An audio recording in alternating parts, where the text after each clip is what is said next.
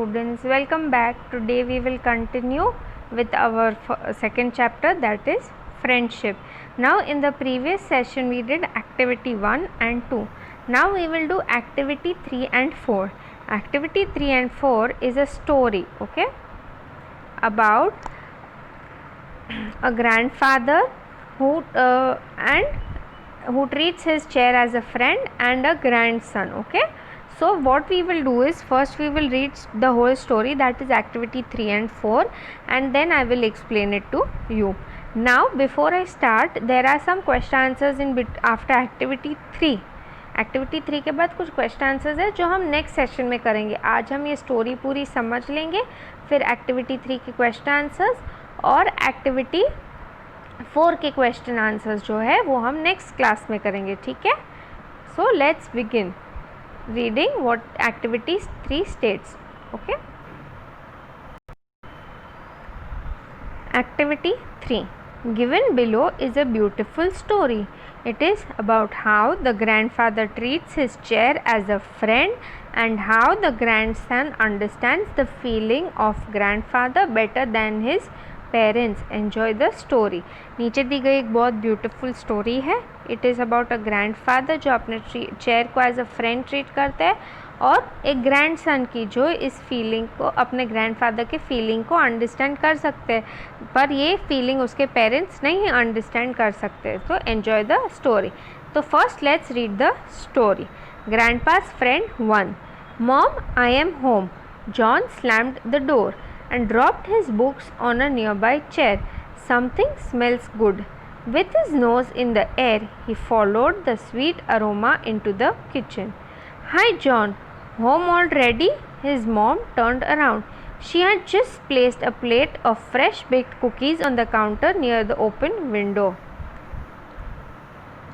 John reached for a cookie and looked outside. It was the kind of day that made John feel warm inside. Pop Pop, John's grandpa, who lived with them since grandma had died, came through the door. Spring is here, Pop Pop said. And you know what this means? Sure, John agreed.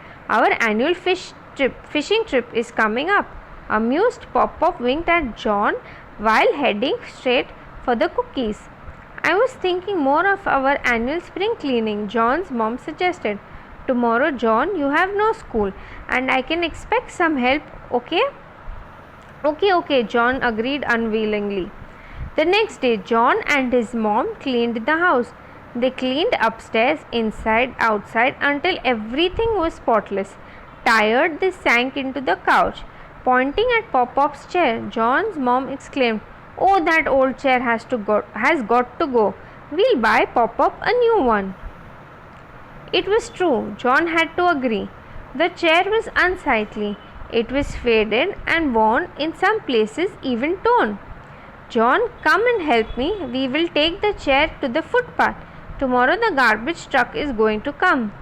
As they attempted to move the chair, Pop-Pop worked his way through the door. Seeing what was happening, he quickly blocked their way. Oh no, he objected. You can't take my chair. It is old, it is worn, John's mom argued with sharp edge to her voice. No, Pop-Pop insisted, trying to push his chair back into the place. But we will buy you a new one, John's mom tried to convince the man. I don't want a new one, Pop-Pop's voice trembled. I give up. John's mom let go of the chair. We will discuss it tonight when Matt gets home. Matt, John's dad, was still at work. With a sigh of relief, the old man sank into his chair and closed his eyes. Pop-Pop, why won't you let us get rid of the chair? John asked when his mother left the room. It is so old. Now we'll read activity 4 also, Grandpa's friend 2. You don't understand, John. Pop-Pop shook his head from side to side, and after a long pause, he said, I sat in this chair with your grandma right here when I asked her to marry me. It was so long ago, but when I sit in this chair and close my eyes, I feel she is near. The old man passed his hand gently along the arm of the chair. It's amazing, John thought, how Pop-Pop can remember the things from past. In the present, he forgets almost everything. John sat down on the floor by Pop-Pop's feet and listened as the old man went on. And the night your father was born, I sat in this chair. I was nervous. I was scared when they placed the tiny baby into my arms. Yet I was never happier. A smile suddenly lit his old face. I'm beginning to understand, John said thoughtfully. Many years later, Pop-Pop's voice broke and he paused for a moment before he continued. I sat in this chair when the doctor called and told me that your grandma was ill. I was lost without her, but the chair gave me comfort and warmth. The old man's sadness seemed to grow as he recalled that unfortunate day. I am sorry, Pop-Pop. John looked at his grandfather and said, I do see now, this is not just any old chair. This chair is more like a friend. Yes, we have gone through a lot together, Pop-Pop said. That night, however, when John and Pop-Pop were asleep, John's mom and dad carried the chair out to the footpath. It was a starless night. Though spring had set in, snow fell silently from the black sky and covered Pop-Pop's chair with a blanket of white. The next morning when John came downstairs, Pop-Pop stood by the window and looked outside. A tear rolled down his hollow cheek. John followed the old man's gaze and froze. Snow covered the chair, stood on the footpath out of the house. It shocked John. He ran outside. Wait, don't take the chair, he shouted, waving both arms in the air as he rushed to stop the men from taking the chair away. Then he ran back inside and faced his mom. Look at Pop-Pop, Mom, you can't throw out his chair. This is not just a chair. This chair has been with Pop-Pop for a very long time. This chair is like a friend. John's mom turned and looked at the old man. Slowly she walked towards him. With her middle and ring finger, she wiped away a tear, and then she took the old man's face into both her hands and said, I'm sorry, Pop-Pop. I guess I just didn't realize how much this chair meant to you. John and I will bring your chair back inside. They brushed off the snow with their hands and pushed the chair back inside. They placed it next to the fireplace so it could dry. John's mom stepped back then, as if seeing the chair for the very first time, spoke to herself, I guess it does give the room a certain touch of character. And John and Pop-Pop wholeheartedly agreed that the living room would be rather dull without this old chair. Now let's understand, okay?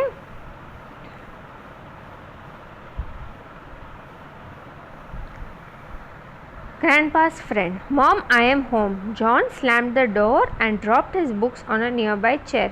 John बोलता है mom I am home और घर के दरवाजे को ज़ोर से बंद करता है, बुक्स को एक चेयर पे रख देता है. Something smells good.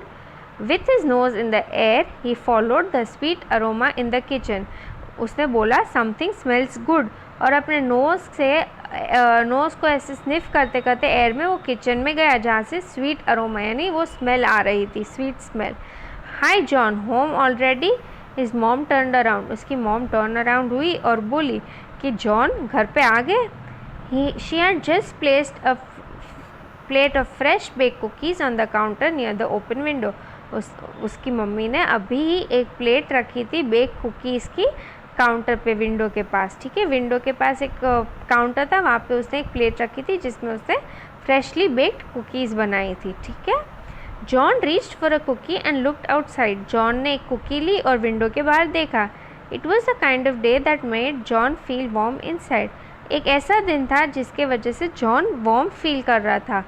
Pop-Pop, John's grandpa who lived with them since grandma had died, came through the door. John का ग्रैंडफादर, जिसको वो Pop-Pop कहता था, वो उनके साथ रहते थे. क्यों? जब से उनकी ग्रैंडमदर डाइड यानी ऑफ हो गए थे, तब से वो उनके घर पे रहते. वो दरवाजे में से बाहर आए. Spring is here, Pop-Pop said, and you know what this means? Pop-Pop ने बोला कि स्प्रिंग आ गई है, स्प्रिंग सीजन स्टार्ट हो गया. और इसका मतलब क्या है?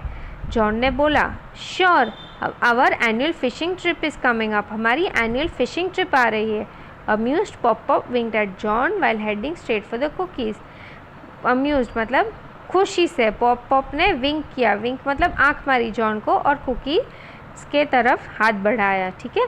I was thinking more of our annual spring cleaning, John's mom suggested. Tomorrow, John, you have no help and I can expect some help, okay? John की मम्मी ने बोला कि मैं सोच रही थी कि हमारा एनुअल स्प्रिंग क्लीनिंग मतलब घर की साफ़ सफाई जो हर साल करते वो कल करते हैं, कल तुम्हें कोई स्कूल नहीं है और मैं एक्सपेक्ट करती हूँ कि तुम मुझे थोड़ी हेल्प करोगे, okay? Okay okay John agreed unwillingly, John ने ओके ओके बोल के अग्री किया unwillingly. Can you guess what is going to happen next? इतना पढ़ के आपको पता है नेक्स्ट क्या होगा, तो आपको यहाँ पे लिखना है, ठीक है। The next day John and his mom cleaned the house. They cleaned upstairs, inside, outside until everything was spotless. Next day John और उसकी मम्मी ने हाउस को क्लीन कर दिया। उन्होंने ऊपर, नीचे, बाहर, अंदर सब जगह पे क्लीन किया। कब तक? जब तक पूरा घर स्पॉटलेस, चमकदार ना हो गया तब तक। Tired they sank into the couch, थक के वो लोग काउच में बैठ गए। सैंक इनटू मतलब काउच पे जाके बैठ गए। Pointing to Pop-Pop's chair, John's mom exclaimed, oh that old chair has to go, we'll buy Pop-Pop a new one. Pop-Pop की चेयर के तरफ पॉइंट करते हुए जॉन की मम्मी ने बोला कि अरे इस ओल्ड चेयर को हमें बाहर निकालना पड़ेगा, हमें पॉपअप के लिए नई चेयर लेनी पड़ेगी। It was true, John had to agree. The chair was unsightly. It was faded and worn, in some places even torn. ये सही था, जॉन को भी अग्री करना पड़ा। ये चेयर वॉज अनसाइटली मतलब देखने लायक नहीं थी, वो फेडेड, वो एकदम उसका कलर फेड हो गया था और वो कई कई जगह पे फट गई थी और टूट भी गई थी, ठीक है। John come and help me, we'll take the chair to the footpath, tomorrow the garbage truck is going to come. उसकी मम्मी ने बोला जॉन आके मेरी मदद करो, हम ये चेयर को बाहर फुटपाथ पर रख देते, कल कचरे के ट्रक आने, गार्बेज मतलब कचरे का ट्रक आने वाला है, ठीक है। As they attempted to move the chair, Pop-Pop worked his way through the door. जैसे ही वो चेयर को मूव करने का ट्राई कर रहे थे, पॉपअप ने रास्ता किया, पॉपअप दरवाजे की ओर आए। Seeing what was happening he quickly block the way. जब उन्होंने देखा कि क्या हो रहा है तो उन्होंने उनका रास्ता रोक दिया। ब्लॉक दिया वे मतलब रास्ता रोकना। Oh no, he objected, you can't take my chair. नहीं नहीं, तुम मेरी चेयर नहीं लेके जा सकते हो। Why doesn't grandpa like to remove the chair? Grandpa को ये चेयर क्यों नहीं निकालनी है? आपको इस बॉक्स में आंसर लिखना है।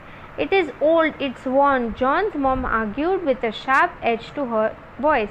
उसकी मम्मी ने आर्ग्यू किया कि नहीं ये पुरानी है, ये टूटी हुई है। No, Pop-Pop insisted, trying to push his chair back into the place. Pop-Pop ने नो कहा और अपनी चेयर को वापस घर में पुश करने लगे। But Pop, we will buy you a new one, John's mom tried to convince the man. John की मम्मी ने उसको कन्विंस करने की ट्राई की। उसने बोला कि हम आपके लिए नई चेयर ले लेंगे। I don't want a new one, popups voice trembled. Popup गुस्सा आ गया। उसने बोला कि मुझे नई चेयर नहीं चाहिए। I give up, John's mom let go of the chair. John की मम्मी ने इस चेयर को लेट गो किया और बोला कि मैं छोड़ देती हूँ। We will discuss it tonight when Matt gets home. Matt, John's dad, was still at work. उसने क्या बोला कि हम रात को डिस्कस करेंगे जब मैट घर पे आ जाएगा। मैट कौन है? जॉन के डैड, जो अभी भी काम पे है। With a sight of relief the old man sank into his chair and closed his eyes. फिर शांति की सांस लेके, साइट ऑफ रिलीफ, ठीक है। ओल्ड मैन अपनी चेयर में बैठ गया और उसने आइज क्लोज कर दी। Pop Pop, why won't you let us get rid of the chair? John asked when his mother left the room. It is so old. John ने पूछा कि पॉप तुम हमें इस चेयर को क्यों नहीं निकालने दोगे? जब उसकी मम्मी चली गई उसके बाद उसने पूछा कि ये तो बहुत पुरानी है, क्यों आप इसको नहीं जाने देते हो? ठीक है। Now there are some key words, that is meaning of some words given to you. You have to write this in your notebook 2 times। आपको ये मीनिंग्स अपनी नोटबुक में ट्वाइस लिखने हैं, ठीक है।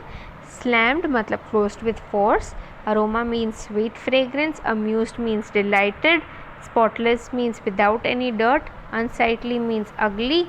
Objected means opposed. Disagreed, insisted मतलब said forcefully. Convince मतलब सेटिस्फाई बाय आर्ग्यूमेंट। फिर साई ऑफ रिलीफ मतलब a long deep breath when tension is over. Question answers ये है, ये हम नेक्स्ट क्लास में डिस्कस करेंगे, ठीक है। Now let's continue with the story. You don't understand, John. Pop-Pop shook his head from side to side. उसने Pop-Pop ने बोला कि तुम नहीं समझोगे जॉन। फिर वो थोड़ी लंबी पॉज के बाद बोले कि I sat in this chair with your grandma right here when I asked her to marry me. मैं इस चेयर में बैठा था जब मैंने तुम्हारी दादी माँ से शादी की बात की। It was not long ago but when I sit in this chair and close my eyes I feel she is near. और ये बहुत समय पहले था, बट जब भी मैं इस चेयर में बैठता हूँ और अपने आइज़ क्लोज करता तो मुझे ऐसा एहसास होता है कि वो मेरे आसपास है। The old man passed his hand gently along the arm of the chair.